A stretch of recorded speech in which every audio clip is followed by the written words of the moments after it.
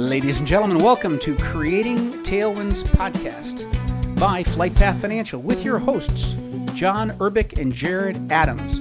Join us today as we discuss the power of infinite banking. And here we go.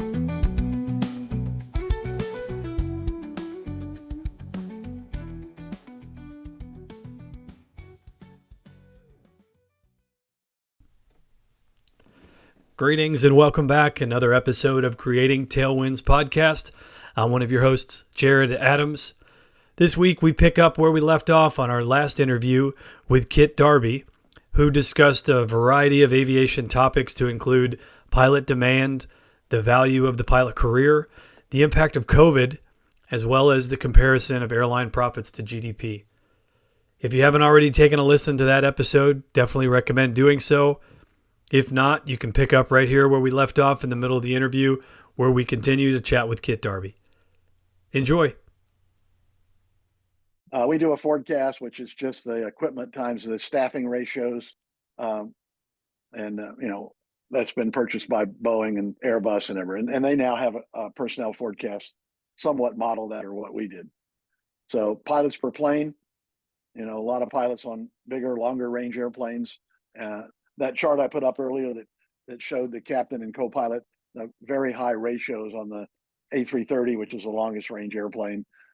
So you end up with multiple crews, senior pilots, lots of vacation, long layovers. It just really eats up the pilots. So cargo, everybody loved cargo, especially during COVID. However, the big thing, the bottom line here, cargo is 10% of the job market. You need to realize, if you want to be a cargo pilot, that not everybody's going to be a cargo pilot. There's 90% that aren't.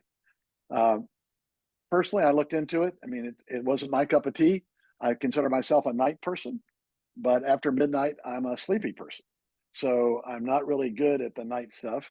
I did take my ID card and ride the jump seat on UPS and FedEx and see what that was like. And I decided it wasn't for me, even though they had great equipment and currently have the best paycheck, the best retirement programs. I personally like interacting with other people, and I can do that in the terminal with the passengers and so forth. And I don't want to be on the backside of the airport with a bunch of hairy-legged guys in the middle of the night. Not my idea of a good time. So I can say this. I've been watching this business now 30 plus years, 40 years.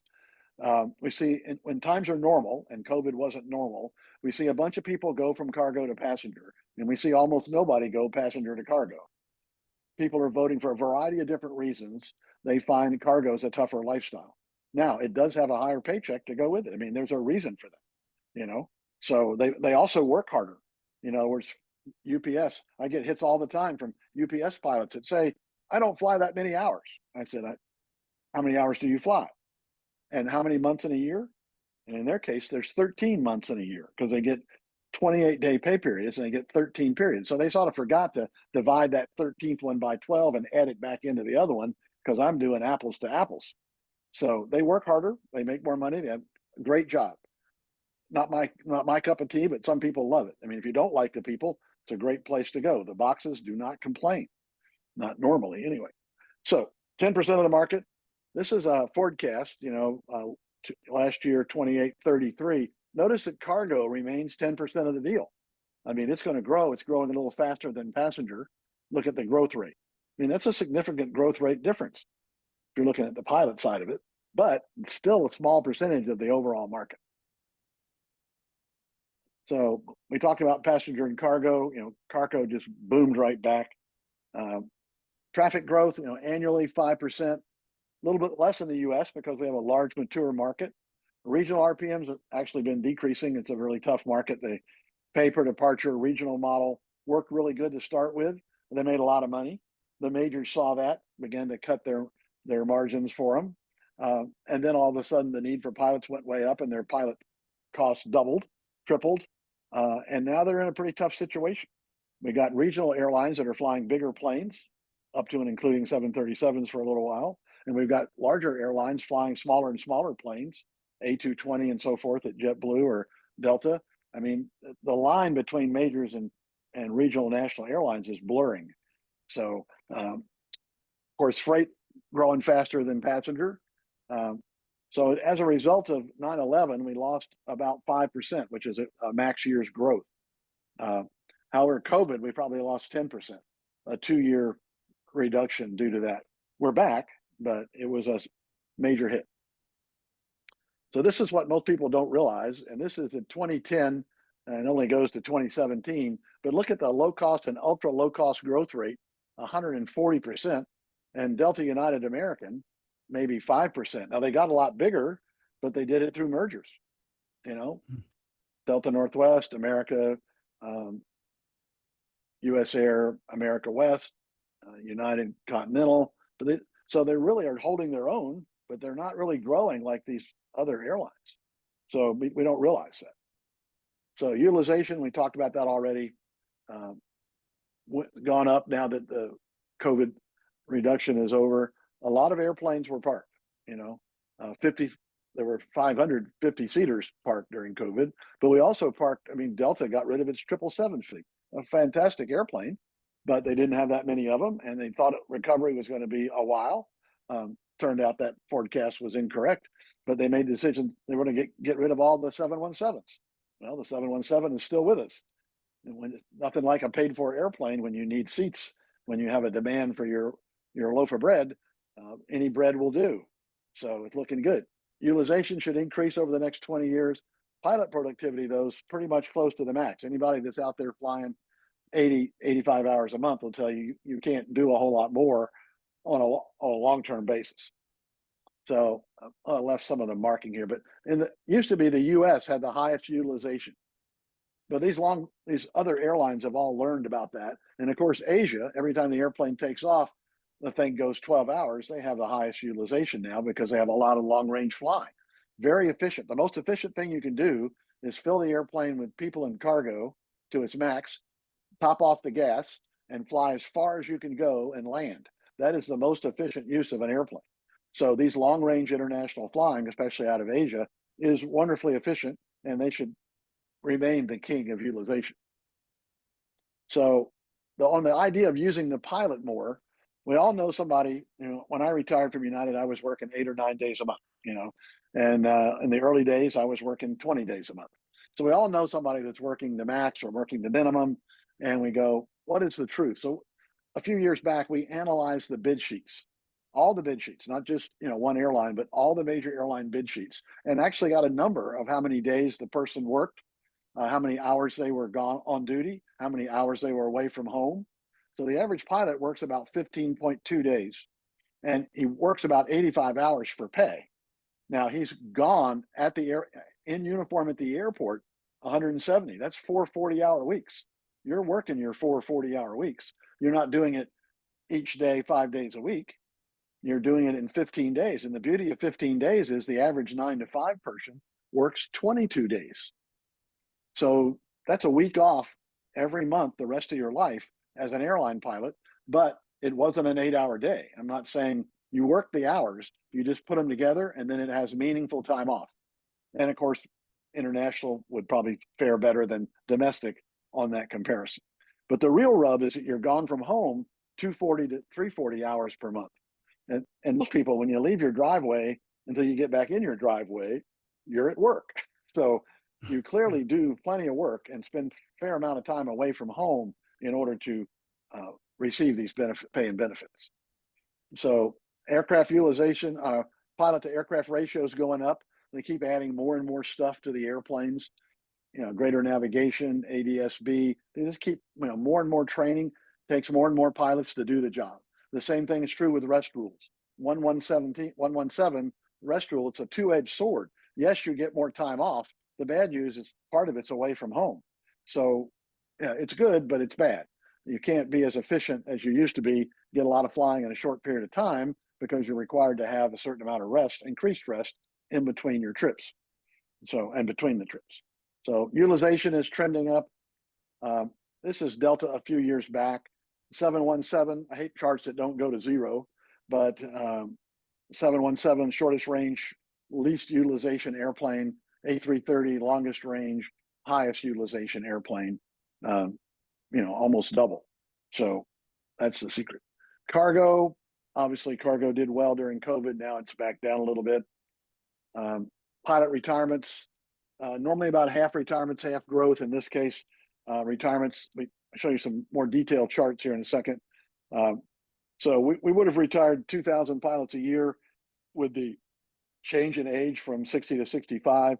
The effects of that are pretty much gone. We're back to normal. Now we're suffering, well, it's almost over, the early retirements of COVID. So this is what Continental United looked like, put it together. This is what United overall now looks like. A lot of retirements. This is Delta prior to COVID. We see the 700-800 a year, and here it is after COVID. So they're down to 500 a year. So those pilots are gone early. So that's the 2019-20. That's the previous chart. This is what happened at COVID. So this was the Delta retirements in 2020 due to COVID, and obviously it is 4 or 5 times the normal retirements all at once, and it causes. This is the difference. So this is before COVID, and this is after COVID, and this is 2025. So most of the effects of the early retirements at Delta are gone. Good news is anybody behind them with the seniority numbers moving up. So that's a wonderful thing. Hey, Kit, do you have time for a quick question on that? Sure. Do you track anything in regards to the how many folks don't make it all the way to 65, percentages wise? Again, not by heads, but just by percentages. Yeah, we've looked at it. I haven't looked at it lately, but it was typically you lose about 0.5% a year. So whatever 0.5% is of your pilot group number, and it goes up a little bit from 60 to 65. So when we looked at it, it was to 60, 0.5% a year. And now that I've tried to look at that a little bit, it's considerably higher percentage in the last 5 years that go out on medical. So yeah, I was going to assume you've got, one of two factors being the biggest factor. One, obviously, I'll steer clear of the political lightning rod that is COVID and shots and otherwise, and just say there were some effects of that on a variety of the population. But then you've also got, a setup where, compare wages from 2008 and 2012 to 2018 to 2022. You've seen a much higher increase in wage to a point that it may not even be a medical retirement. It may just be someone that goes, it's just as much as worth for me to stay home. I'm just going to stay home. This has been a great time. I've enjoyed it. yeah. You know what I mean? So you get kind of a two-edged sword on that side as well. Well, I thought there would be a lot of that. I mean, when the age 65 retirement initially came in, Yep. we thought that there would be a significant number that would retire early because they could retire early. Sure. But that didn't really happen. I mean, Yep. the vast majority of people, I mean, if you think about it, I see people their whole career talking about, yeah, like I'm going to retire early. But when it comes time to actually do it, when you're flying the biggest plane, have the most time off, making the most money, I mean, Yep. that's the fun part of the job. So it turned out that majority of people, even though they could afford to, don't. Even some people that have a generous retirement go and work fractional, corporate, flight instruction, whatever. I mean, there's a certain work ethic here too. And I counsel a lot of them when the early retirement options came out. And my first question to them was, do you like to fly?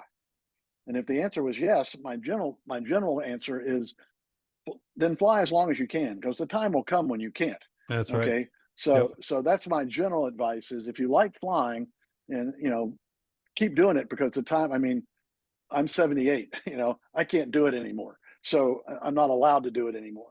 And Yep. there's probably a good reason for that. But if you can fly and you like it, you should consider doing it, because especially that part of your career is absolutely, I mean, with the 45 days of vacation, you've probably got 3 months off.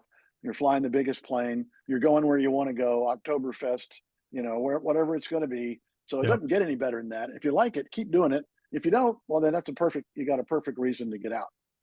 Okay, For I was sure. going to hold my thunder till you were done with your presentation, but since Jared's here, I thought I would pop in. You look at the demographic of the pilot group; it's very, very fractured. You got the very senior guys, and then you've got this gap, and then you've got the guys like your chart showed after the bankruptcies that hit the airline industry. A lot of those flat years. So the Mhm. real advantage of your 40-year charts, looking at the numbers, and they're wonderful.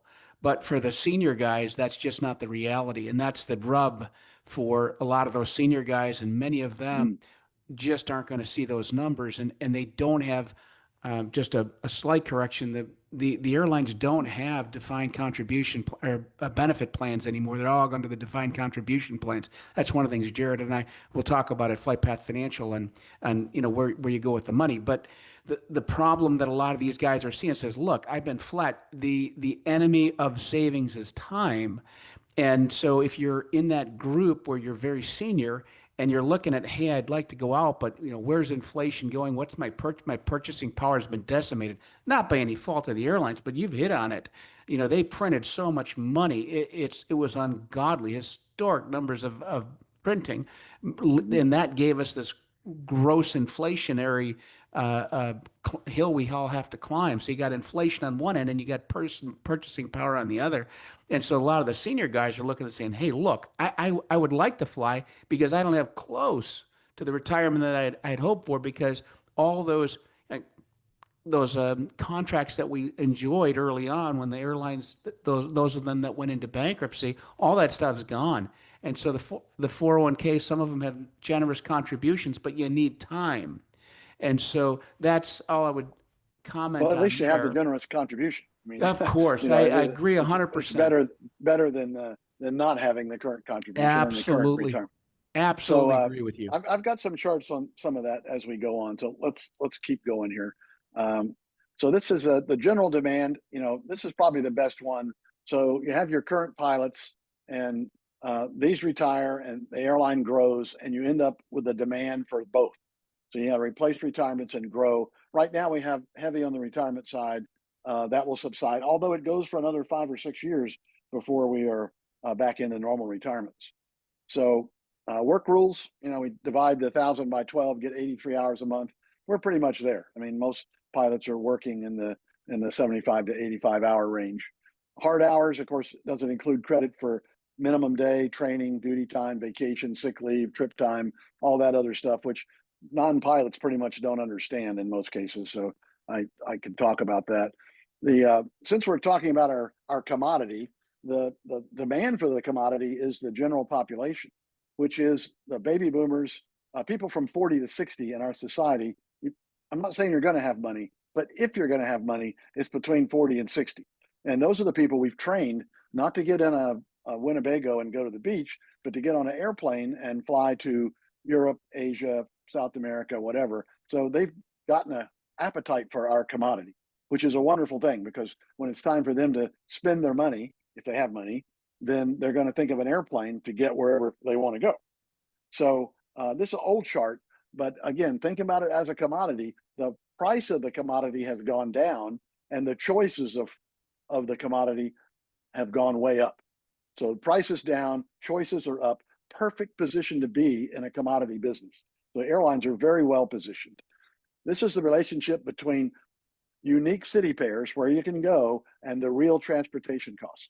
Again, great place. If I had to design a model for a successful commodity, this would be it. Great place to be. Risk factors, um, recession, of course, always possible. Not sure what's going to happen myself. If I knew that, I probably wouldn't have to do this. So labor, I always talk about the company's job to keep costs down. The pilot's job, the union's job is to keep costs up.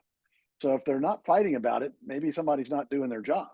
I mean, they're going to be fighting about it. So I tell young people to learn the issues, listen to the company, listen to the union, tell your union rep and vote what you want, go play golf. I mean, you're one of 17,000 votes. Don't get an ulcer over this. You're a small input. The good news is that in regular times, things gradually creep up. Right now, they're going up twice the rate of inflation. In hard times, they may level off. In really hard times, they could even go down. But the long-term trend for 30 years now, 40 years has been keeping up with inflation or exceeding it. So don't get too big an ulcer over it. Terrorism, it's probably going to happen again, but it won't be as effective as the first time, and we won't overreact to it. We pretty much shut everything down for 6 months last time. That's not going to happen the next time. Mergers, very difficult. I was very unhappy that JetBlue's initial merger requests were not granted. I don't know what the regulators are thinking. We're in a world economy with a world market for our commodity. And what happens if that airline fails they said it was for competition. Well, what happens if the airline's not there? I mean, that's really bad for competition. So I don't know. They should have approved the first one. Hopefully, they'll approve the second one. I think Hawaii and Alaska is a great mix. Fuel prices, well, they've headed up probably with the tensions in the world. Who knows? Flow, if you're going to be a pilot in the future, odds are good you're going to come in through one of these flow programs. So you're going to get in with a program that trains you, and you go to their regional and flow to their major airline. American Airlines was up to 60% pilots out of the flow for a short time. I think that's the future. There'll always be a place for experienced regular pilots and military pilots, but the majority of new pilots are going to be in these flow through or path agreements, like all the different ones. 225 at Southwest, the Academy at American, Aviate at United. Everybody's Propel got at Delta. So, yep, Rappel, they're all going to be, and they're changing. You keep an eye on them because they're changing rapidly. Pandemic could return. Banking crisis, nobody ever really knew much about it, but it was a recession threat. Single pilot cockpit, probably the one that is inevitable. And I say that because our airplanes are made to narrow bodies last 25 and wide bodies about 30. And all the airplanes we have now are two-man airplanes. They could be modified at great expense.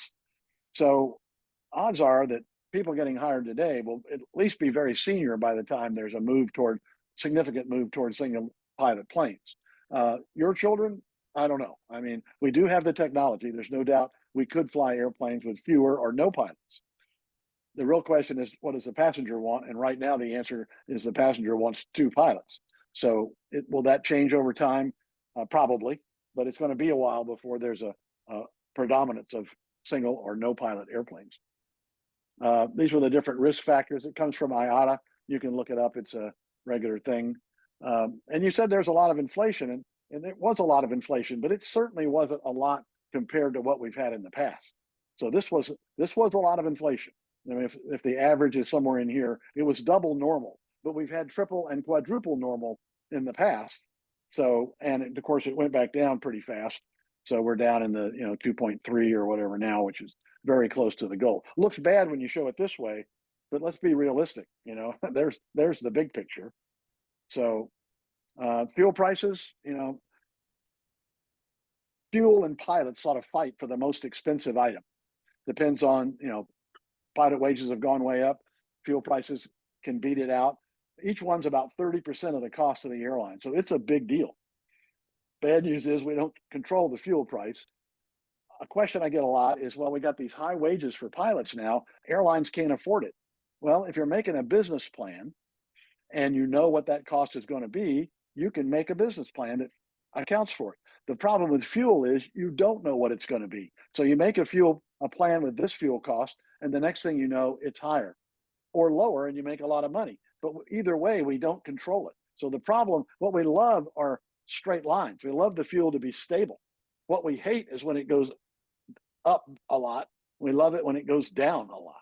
So that's the problem. And regrettably, we just don't control it. And I usually talk to people about the crack spread. So a lot of people don't know about it. I mean, Delta was forward thinking enough to buy a refinery. This was the difference between making a gallon of jet fuel and a gallon of car gas. And especially after COVID, with a rapid recovery, they were charging a lot more for jet fuel to make jet fuel than for car fuel, because there was a big demand for car fuel. So this is a big problem. So we're thinking, hey, Delta bought a refinery. Brilliant.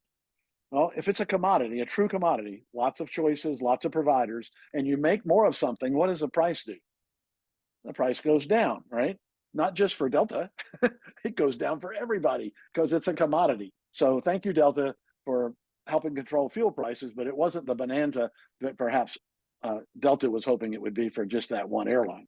And I don't have any inside information on Delta's buying refineries. I'm just looking at it from the results. So this is fuel prices. This is what we love. We love stable fuel prices. We hate this and we love this, and we don't control any of it. So this is my absolute final commodities. When the price of fuel goes up, the profit goes down. This is an inverse. The other one was 1-to-1. This is an inverse 1-to-1. we hate jet fuel prices. We love profits. So that's the situation. Of course, older fleets, United's trying to replace their fleet, and they've done some of it. But as the age comes down, the fuel burn comes down, and it's one or two as far as a cost item. Historically, recessions every 7 to 10 years. Plan on it. Airlines are doing a much better job. It wasn't 5 years before this when the margins were down here at 3 or 4%. And the airlines have gotten a lot better at managing their profits, managing their company to a profit. This was the recovery U.S. airline system. This is domestic, which recovered by 2021, and international, which recovered in 2023. So, and that's it. So I've got a couple of other of these, but that's the introductory one. The other one is more job segment specific, talking major, regional, corporate, fractional, that kind of stuff. So any questions, I'm happy to give them a shot. My marriage counseling's not too good. That was a wonderful presentation. So insightful. Thank you very much. I do have some questions for you. You're the go-to guy with these questions. And we talked a little bit about the segmentation within the pilot groups. Now, what about these guys that are heading into 65 and they want to continue to fly? Where do you see the opportunities for those that aren't going to be able to fly 121 but still really want to keep in the game? Where should they be looking? Well, we talk about it in the next segment, but the corporate world doing really well. Fractionals, charter. What happened in COVID, a lot of people had the money to fly corporate, but they got used to flying the airlines. They knew where to park. They were on the frequent flyer program, and they flew the airlines. And then all of a sudden, COVID comes along, and they don't want to get on an airplane with 250 of their closest friends. They had the money, so they tried corporate, and they liked it. They really liked it. So, and of course, the COVID lingers, and they have the money. So, corporate aviation, NetJets, of course, the biggest fractional, which is a realm of corporate flying. And to give it some proportion, they have 1,500 airplanes on order. 1,500. Wow. That's more airplanes than any major airline has. 1,500. I mean, this segment is booming. We see a lot of people going to FlexJet, NextJet, and there's a whole bunch of smaller fractionals that are booming as well. So Are it's those a great place. pretty good paying jobs there still, Kit? But traditionally, and this was before the big raise, so we got a 20% initial and a 35% raise overall at the airlines. But prior to that, the top fractional NetJets was equal to about the average major airline. Now they haven't caught up with this 30% raise we got yet, but they will. Either that or they'll lose their pilots. Okay, so and they're coming up. I did a survey during the same period off the NBAA salary survey, and from 20 to 22, corporate pay, co-pilots and captains, went up 50%. So they're working hard to try to match the deal at the majors, or they lose their pilots. So yes, these are good jobs. They're way better than greeter at Walmart. I mean, if you want to fly an airplane, this is what you need to do. And the trouble is, airline pilots don't make very good corporate pilots. I mean, we can fly the plane, but we're used to having somebody plan the route and the fuel and load the bags and do the catering and do all these things for us. We put our bag down, fly to Brussels, and come back, right? So this hands-on, face-to-face with the passenger and their dog, it's a whole different experience. So the people we see that do best at the job and getting the job are people that have some corporate background. If you flew a King Air in the past and you've dealt with it, but you need to be humble, and you need to be convinced then that you're willing to do the things, that you'll be a 65-year-old co-pilot for this 25-year-old captain with a tenth of your flight time. That's Right. a tough environment, so it's not an easy sell. The same is true for sim instructors. I mean, I sim instructed for a while for Boeing 5 years and Delta for 10, and I love the job, but it is very different than flying the line. So again, if you have an instructor background, a military or civilian, that's a big plus. But if you don't, you can learn that stuff, and they're hiring. I saw ads today, American Airlines trying to find sim instructors. I've had some calls from a bunch of people. They're looking, qualified large aircraft instructors. Doesn't pay anywhere near what you made as the captain of the plane. But again, it's relative. How good are you going to do over 65? Doesn't pay as good as flying the plane at the fractionals, but it's probably number two as far as pay and benefits. And they do Most of them do include complete benefits, retirement contributions, travel privileges, jump seat in some cases. So it's not the whole job, but it's as big a piece as you can get as an old guy. My best advice to them would be to get started early. I mean, Right. I get calls every day from guys. I retire tomorrow. Well, it's not good to have a break when you're 65 because you don't have that much time left. So I would say a year out, you need to begin to develop your network, get your resume, make applications, get recommendations, visit people. You need to work this thing, What about because if non-US carriers, Kit, where they let you fly beyond 65? Is that a window of opportunity there at all? it's coming back. I mean, these people, you have to realize that contractors are like the bottom of the list. So when COVID hit, what happened to the bottom of the list? They all got flushed. Now they're coming back. But I had watched it for 20 years go from a 10,000 a month job to a 30,000 a month job. I mean, these were really well paid during the shortage, especially in China and so forth. Uh, I normally discourage younger pilots from those positions because if they want to end up in the U.S. and retire in the U.S., you need to stay in the U.S. I mean, it's hard to Right. run a job search from Chengdu, you know. So, and it's really hard to make the interview next week. So, I don't recommend it for young pilots when we have such a great market here. But for older pilots, and a lot of them have 65 doesn't work very well because they have more restrictive age requirements than we do, and they like people that are pushing those even less. Some of them have, yeah, we fly to 65, but we don't hire anybody over 60. Right. So Right. it's not an ideal place. Um, that we talked about fractionals. Uh, Fractional and sim instructor can lead to a regular corporate job where you're working for an individual, and that's probably an average corporate pilot gets 20 or 30 hours a month. He's on call a lot, but he doesn't fly that much. And the pay, they're having to compete with the airline, so the pay is pretty good. So that's an opportunity. But again, they hire the people they know. You know, Right. I love to tell the story. We recruited for a number of companies and airlines, and we had a car dealership in New Orleans was doing very well, renting a King Air all the time, and they came to us and said, we're going to buy a King Air and we need a pilot. And we said, I don't care what it costs, we want a good pilot. So they spent like 30 grand, and we screened resumes, applications, brought them in, interviewed them, sim checked. We did everything. And King Air is like the most common airplane in the world. So we had 5 of the top King Air pilots in the world. They came in and interviewed them and went away. And 2 months later, they hadn't hired anybody. And I called them up and I said, what's the deal? And they said, oh, well, we liked your guys, but our friend Bob, he recommended Bill. Bill went off to flight safety. Bill turned out to be an alcoholic and flunked out. We're going to hire one of your guys. But the point is, they go with people they know. So you need a business card and a resume, and that needs to be in that guy's desk. You need to be friends with his secretary, receptionist out front. This is a good old boy network, and they hire the people they know and like, and you need to be that person. I mean, and you can be that person by being their sim instructor when they go to flight safety, or you can be that person by them riding fractionals and getting to know and liking you and getting an airplane and remembering you. There's a lot of ways to get in, but you need to be known. And I always say this to the really young pilots, but it's true for older pilots too. The jobs are with the planes. The planes are at the airport. Guess where you need to be? You need to be out at the airport with a business card and a resume if you want one of these jobs. The FAA also publishes a list of everybody that owns every airplane.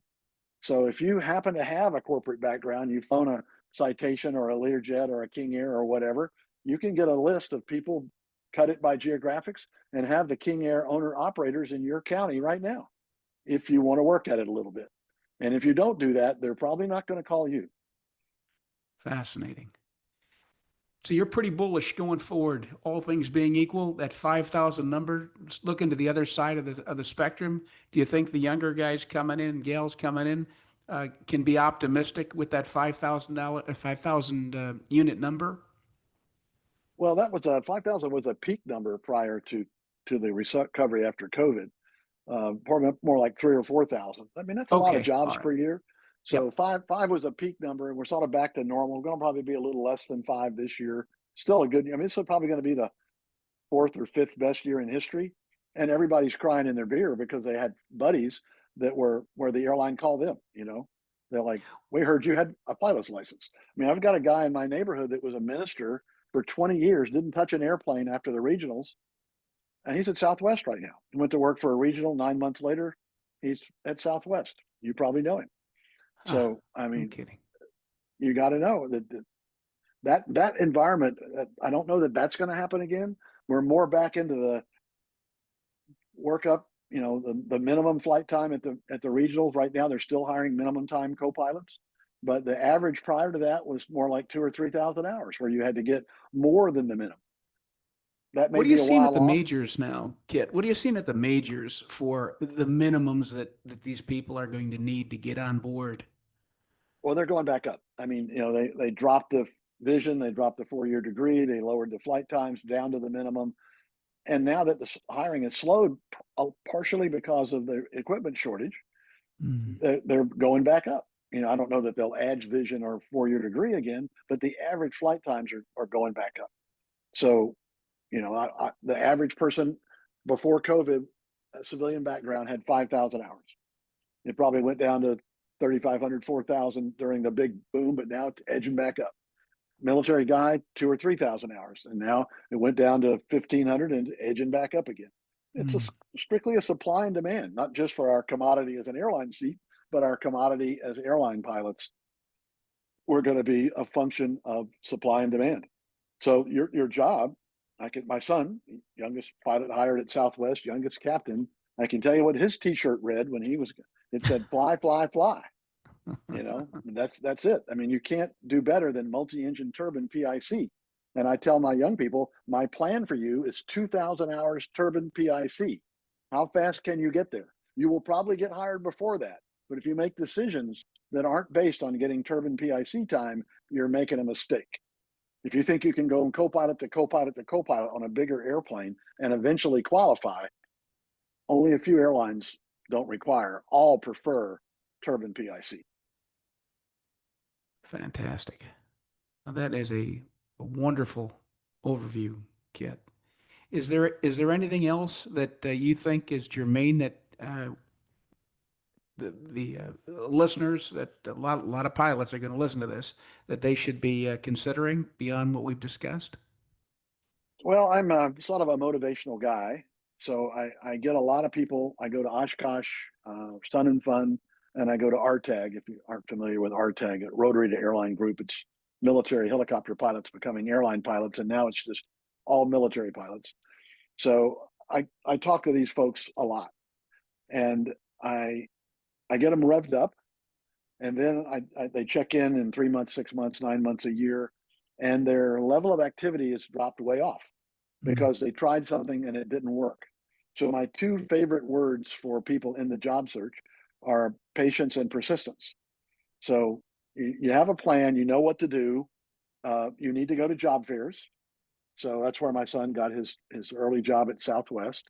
Um, you need to go to job fairs. If the companies you want are at the job fair, you need to be there. There's nothing like a face to face. You need a good resume and application. You still need good resumes. At the job fair, they're going to sort your resume into the red hot, not so hot, and no way piles. When they get back, you must have an electronic application. Your electronic application and a red hot resume, put it in the pile. Not just a resume, but they met you face to face. That is your absolute best chance for an interview. The good news is when I got the job at United in '85, they hired 1 out of 10. Today, they hire 3 out of 4. So if you can Wow. get that interview, your chance is excellent of getting the job. Wow. And that's not it. Not only do they hire 75%, but they also will re-interview you in 3, 6, 9, 12, depending on the airline and the demand. But a percentage of those are successful. So if you get the first interview, you're actually 85, 90% chance you're going to work for that airline. So your real test is to get the airline. And finally, recommendations. I always say 80% of the people hired are recommended. That recommendation has to come from your company. I can say anything, I don't know you. We want somebody to recommend you from your company. They know the company. They're saying you're a corporate fit. If they don't work there, how would they know? And the other side of it is if they are wrong, if you turn out to be a bad person, the company knows where they live. They are accountable. They wouldn't make that recommendation unless they really felt it was warranted. Where again, somebody who doesn't know you could say anything. So the majority of people are recommended, probably 80%. 15% are minorities. Not sure where that's going to go in the future. And 5% were non-recommended non-minority. And I would challenge them, don't amaze me. Don't be in the 5%, be in the 80%. And then how many recommendations? Well, one, of course, is the most important. Like at Delta, it gets you a review of your application. But at other airlines, up to 3 or 4. United used to be 10, now it's back to 4, I believe. The only airline that's an exception to that might be Southwest. We've seen a fair number of Southwest interviews with 10 or so recommendations. But everybody else, 3 or 4. We recommend at least 5 companies on your list. That's another mistake I see. I've absolutely got to work for Delta. I live in Atlanta. I love Delta. And 5 years later, they're still hoping to get a job with Delta when they could have been hired at United, American, Southwest, Alaska, blah, blah, blah, FedEx, UPS 5 years ago. For whatever reason, they weren't ringing the bell at Delta. So we don't recommend a shotgun where you apply to everybody. We recommend 5 companies or so that you want to work for that are hiring, and you give them the attention to get the recommendations, meet them at the job fairs. Delta has these virtual interviews, which are terrific. A lot of people don't even know about them. I mean, they're only going to interview people they would hire. So work the system. I also tell them to follow them on social media. And I'm an older guy. I know a lot of older guys are like voyeurs on Facebook. We watch, but we don't do much. If you really want to make an impression on social media, you need to get involved. Ask a question, answer a question, and you've got to follow them because that interview opportunities come, job fairs open up, whatever. Believe me, by the time you find out about it on the regular print network, all the slots are going to be gone. If you're not right there on Facebook, LinkedIn, Twitter, you're going to be weeks behind the competition. Even if you don't ever do it again, if you're trying to get a job, you need to be involved in social media. You made a really interesting point, I think an important one. I wanted to get your take on it. Social media, it's obviously pervasive. Everybody's on social media. What words of wisdom do you have for these new pilots trying to get on and what they're posting out there? Well, we had the same problem with our son. He went to Oktoberfest. He posted the pictures with 4 beer steins and blurry eyes. It's just not appropriate. You have to assume in the job market they're going to look at it, whether that's legal or not doesn't matter. They're going to look at it, and you have to clean it up, and you need to think of it as a resume. Don't think of it that you're going to hand it to an employer. Either that or totally restrict it to only your designated friends. So you got to have really tight privacy, or put nothing up there that you don't want the world to see. I think that's great advice. Yeah, that's really well said. The other quick thing to bring comparison to, you were talking about aircraft efficiency, how the best way to do that is fill the aircraft full with passengers, cargo, and fuel, take it off, fly it for 12 hours, and then land, or as much as it'll go, and then land. And I just want to draw that comparison to what John and I are doing at FlightPath Financial. That is our goal, is to help you or help someone set up a plan that starts very early on in their career when their health is great and their guarantees are high, and put it on cruise control and go as far as possible for as long as possible, truly taking advantage of that uninterrupted compound growth and just watching it grow. So I just couldn't help but compare the two on how ideal and perfect those two scenarios are compared to what we're doing here and how that applies to aviation. Yeah. Well, it's not a complicated concept. I mean, but No. I get hits all the time. So I publish these career numbers, and I get individuals, pilots who obviously have a certain level of education and intelligence, coming back and say, that can't be right because I just multiplied the hourly rate times the number of hours for my whole career, and it doesn't equal that number. And I said, how about, and I didn't have, but I use 5% growth on my retirement. When I retired from United, I had 11.76%. My wife retired a few years back. She had 8.5%. Some of the people I get to see their retirement accounts because I'm working on their career models, and they're averaging, anywhere from 7 to 12%. So if you miss that over 30 years, you are losing a huge portion of the numbers that I'm showing, because I'm putting 5% compounding on the retirement values that I show, which I think is very conservative. But if you don't do any of that, or don't understand how compounding works, you're going to miss the boat, because the main selling point is, like you say, that whatever amount you're going to assume over a long period of time is a significant amount. So in my models that I build, when I build an earnings model, the discount rate is normally done by an economist. And in the old days, when our pilot pay wasn't going up as fast as inflation, somebody would put a net discount rate of 1 or 2%. Doesn't sound like much, but over a 30-year career, it's 60%. So they would totally gut the value of my model by using a discount rate that seemed modest, but it was incorrect. Right now, of course, it's very hard to get a judge and jury to realize that pilot pay is actually increasing faster than inflation because it never has before. Sure. Very hard to do. However, I've been trying and been successful at selling what we call the offset, which is simply that, well, maybe it won't increase any faster than it decreases. So it's even. Sure. And even that is leaving a lot of money on the table. So you need to understand compounding and put yourself in a position to take advantage of it, or you're going to miss out on a large portion of the value of your career. Yeah. Well said. Absolutely right. Well, this is a bit of a departure from some of the topics that Jared and I normally cover. We're just so grateful to have you, Kit, looking at it from a pilot's perspective. And then, of course, Jared and I separately, we have a financial company where we build infinite banking contracts where we overfund life insurance contracts, and it's extremely powerful. And those are different conversations than this, but that's what Jared was referencing. But as far as this goes, for the prospects look fantastic, and gosh, I wish I was 21 years old all over again. What a great outlay you've given us here, and but I think very importantly is that 7-year rule that you identified. Man, oh man, haven't we all been through that a number of times? Yep. But wonderful, wonderful. Whole object: you keep the first wife and don't get furloughed, and if you do, don't have to start over. So. Yeah. Well, if we've consumed so much of your time, you've been extremely generous with us, Kit. Jared, if you don't have anything else, Kit, if you don't want any closing comments on anything that we've discussed, I just want to thank you from the bottom of my heart for your generosity with us today, sharing this. There's a lot of people that are going to benefit from the information that you've shared. And once again, if you are out there listening and you want to talk to Kit, I mean, he's the pro when you're talking the numbers on an airline career.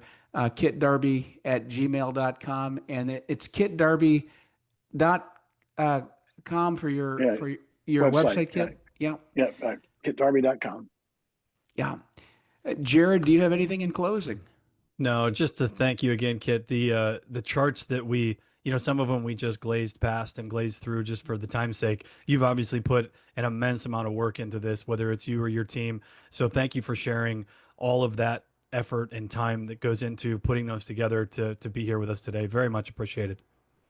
All right. Well, going forward, I will continue to update those on every few months or at least annually on LinkedIn, Twitter, or Facebook. So thank you so much. We'll see you later. We'll make sure we post this on all of our feeds too, Kit. They'll be there, and I'll also copy you on it as well. Thanks very, very much. You. Have a wonderful, wonderful 4th of July. That's next tomorrow. You too. Right. Thank you. Bye-bye. Bye now. Bye-bye. Jared, thank you. Thanks, John. We'd like to thank you for tuning in to today's episode of Creating Tailwinds podcast with your hosts, John and Jared. As always, we welcome your questions and critiques. You can reach us through the Contact Us tab at flightpathfinancial.com. Remember, it's all about how you think. As Nelson Nash has said about infinite banking, give it your close attention, and it can make a radical improvement in your financial future.